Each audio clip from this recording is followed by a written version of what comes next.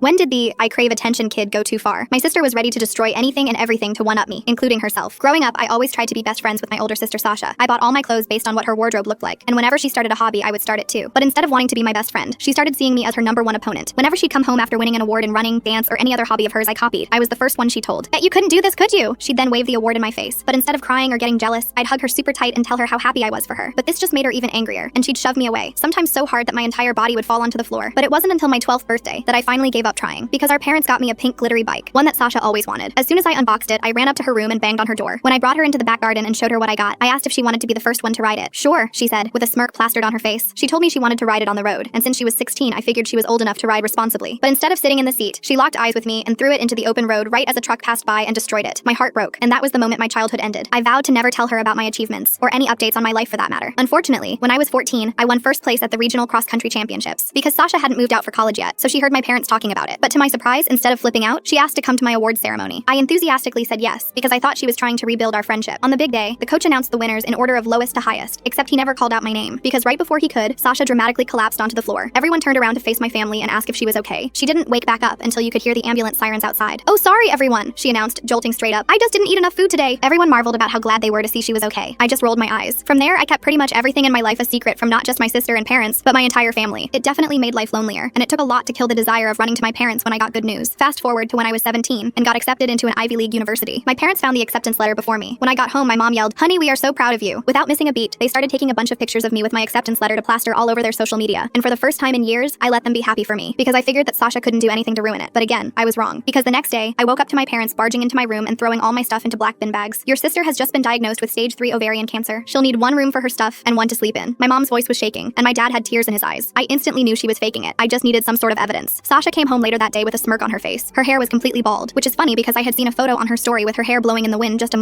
weeks back. Still, she lied down and slept, said the cancer was tiring her out. That night, I cooked her favorite meal, luring her into delusional security. After 2 weeks of me sleeping on the couch, Sasha hosted a party to commemorate her own bravery. She invited everyone we knew, including some girls from my class. Perfect. Halfway through, I tapped on my Fanta glass with a fork. "Sasha, make a speech. We're so proud of you." She immediately recited a speech that I had heard her practice dozens of times in the bathroom mirror. She was halfway through her fake tears when I walked up to her and hugged her, and just as I was about to pull away, I peeled off the bald cap. Her blonde hair unraveled down to her waist. Sasha screamed. My mom gasped so hard I thought her lungs were about to shrivel up. While everyone processed what was going on, I turned on the TV on full volume. There, I broadcasted a clip I had captured of Sasha practicing her speech in the mirror when she thought no one was looking. And instead of finally facing up to her lies, she stormed out of the house and drove away. I went upstairs to my room and let my parents deal with saying goodbye to all the guests. The next morning, I woke up to my mom slapping me across the face. "How could you have embarrassed Sasha like that while she's battling with cancer?" I stared at her blankly. "She told us those were hair extensions, you idiot." Full story on channel, link below.